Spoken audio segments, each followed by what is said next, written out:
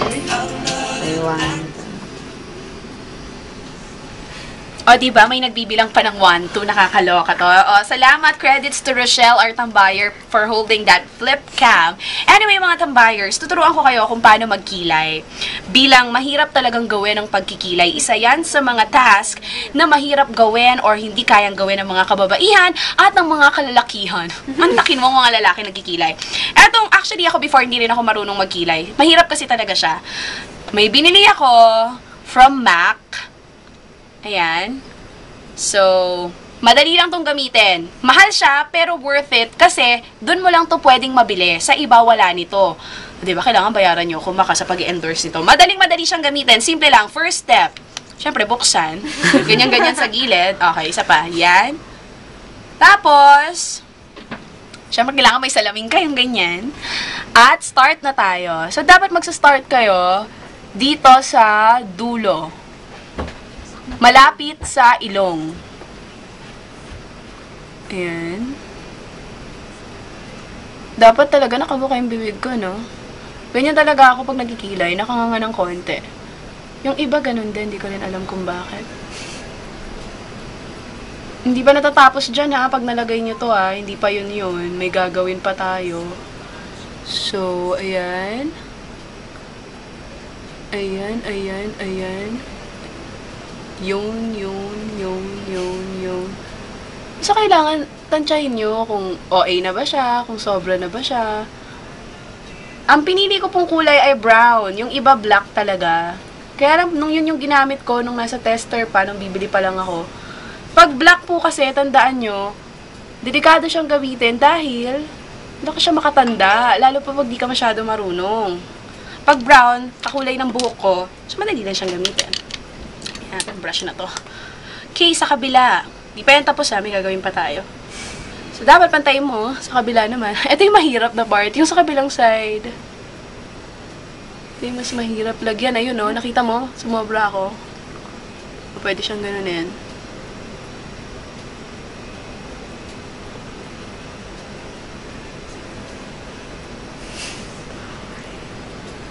Hinahan ito ah.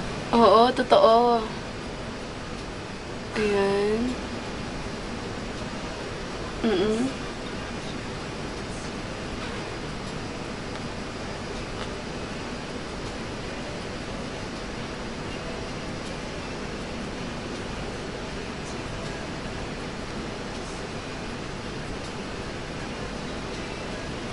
Sumobra na ako dito at nagkalat na siya sa kabila pero madali itong magawa ng paraan dahil madali talaga siyang ayusin. So, hindi siya pantay. Dagdagan pa natin. Makikita mo naman pag hindi pantay, di ba? Actually, yung kilay ng girls, mahirap siya pantayin. Kilay ko, hindi talaga siya pantay.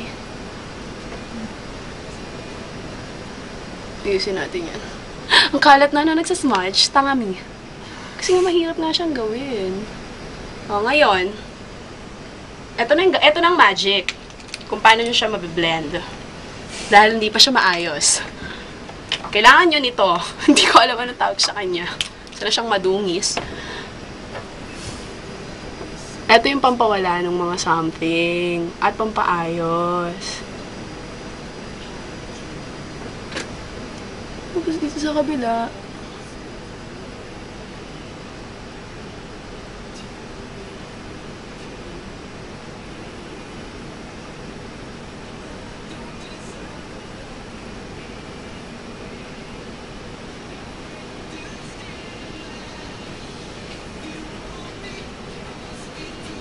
Ba't daw ako nagkikilay? Wala lang, may update kasi ako mamaya eh. Alam nyo ba, kailangan magaling kayong magkilay. Kasi, nadadala ng kilay ang makeup. Kahit gaano kaganda yung makeup nyo, pag pangit yung kilay nyo, pangit lahat. Totoo yun. Minsan, pag pangit makeup nyo, pag maganda kilay nyo, nadadala na niya. Kaya dapat kilay talaga ang pag-aralan nyo. True? True, this is it.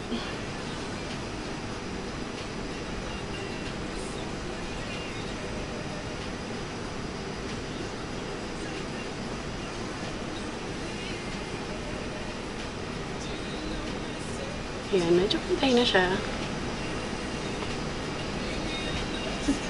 Sobra na ba?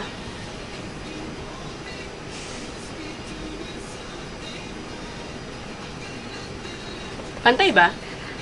Oo. May gagawin pa po tayo. So, kailangan nyo ng powder ngayon at ng brush. Ito lang magic. Ayan, kailangan ganon. Parang natural lang. I'm done! See? Sabi ko sa inyo eh. Pag maganda yung kilay nyo, gaganda rin kayo. So, pag-aralan nyo kung paano. Alright, ayan. Yung blush on,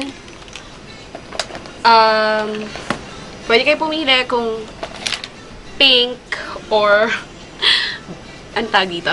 Orange. Oo, ano yan eh. Orange yan. Basta. Ito yung para sa ating mga Pinay. Mas bagay daw to sa atin. Ang orange. Kasi ang mga pink bagay lang sila sa mapuputi. Tingnan. Pag gusto niyo ng fresh lang, dapat dito lang. Pero ako since may upplate ako, so parang medyo eksena to sa TV, kailangan mas bongga. Ayan. Dapat straight lang ha. Ayan. Ganun lang siya. Padiretso. Sa kabila din. Diretso. Ganon. So, ayoko na masyadong makapalang blush on. Hindi ko talaga bet. At, my favorite part, ang pinakamadali, lipstick.